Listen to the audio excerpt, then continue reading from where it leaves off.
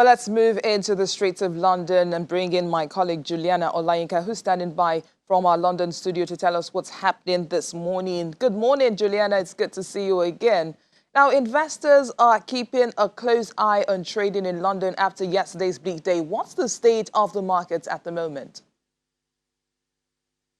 Good morning, Bissy. Well, there are a lot of traders that have woken up today wondering if yesterday was a bad dream. It wasn't. £150 billion was really wiped off the FTSE 100 yesterday. The equities markets recorded their worst trading day since the financial crisis in 2008, the fifth worst trading day on record. This morning, things are slightly better. The FTSE 100 has managed to claw back about 152 points. At the moment, the pound is slightly down on the dollar by about 0.09%. It seems as if things may potentially be easing. Brent crude, their shares were up by about 7%, and Brent crude is really the benchmark for how people are pricing oil. So things are okay, not as bad as the bloodbath that we witnessed yesterday, but of course there are still these COVID-19 concerns. We had the emergency COBRA meeting chaired by Prime Minister Boris Johnson, and the fact that we've got our chief medical officer in England and Wales saying that thousands of people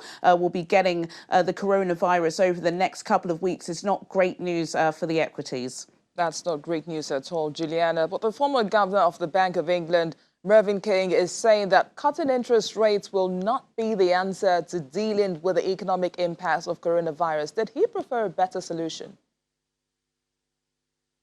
He did, and Mervyn King, Bissy, is the most seasoned economist that we have here in Britain. He was the Bank of England governor for about 10 years, from 2003 until 2013. He gave an interview on Monday, I believe, to BBC Radio 4, just offering some advice for Rishi Sunak, the Chancellor of the Exchequer. He'll be delivering that spring budget tomorrow. And he said rather than looking at long-term measures to combat the consequences of COVID-19, which would include interest rate cuts and broad fiscal spending, he said that what Rishi Sunak should be doing is really looking at short-term solutions for businesses, especially small to medium-sized enterprises, which are the engine of any decent economy. And they've already been complaining that they are suffering. So that's what he wants to see. He wants to see Rishi Sunak really focusing on trying to topple these businesses up so they don't collapse in the outbreak.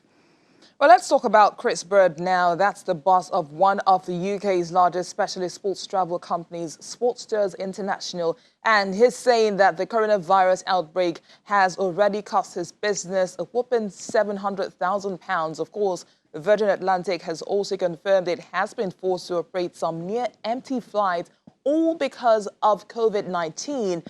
How many more companies have been hit? Well, Bissy, there are several. I would say too many to count. Of course, the lion's share of the fall is coming from the travel agency IAG, the mother company of British Airways, EasyJet, TUI. Lots of the tour operators are really suffering. Just last week, ITV, which is a massive commercial channel here in the UK, their shares were down because they said people are just not buying advertising, which is really worrying. I suppose in Britain, once this does die down, which we're all hoping for, I think the biggest collapse would be, of course, Airbnb, because, of course, they collapsed last week and they did have all of their other issues. But the main issue that they had was, of course, people not spending enough money on their holidays. There was a survey done yesterday, which the Financial Times reported on this morning. And that was conducted by the Institute of British Business. And they said the Boris bounce is gone after, of course, that historic election victory in December. Business confidence in the UK was booming.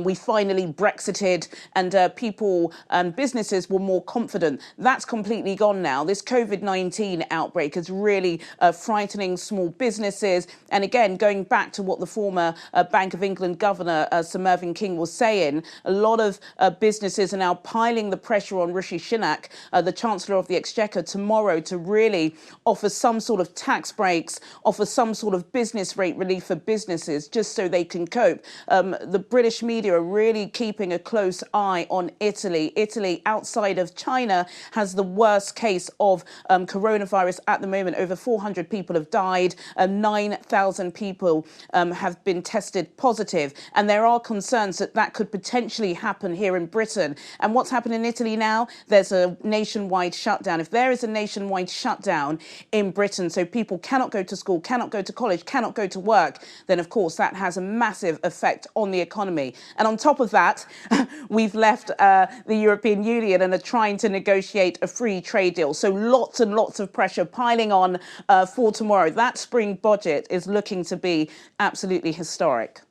All right, Juliana, let's just be hopeful that all these will blow away very soon and then we'll return to the good old days. Many thanks, and we'll see you again at 1:30. Of course, that will be with Chimizie. Thank you, Bissy.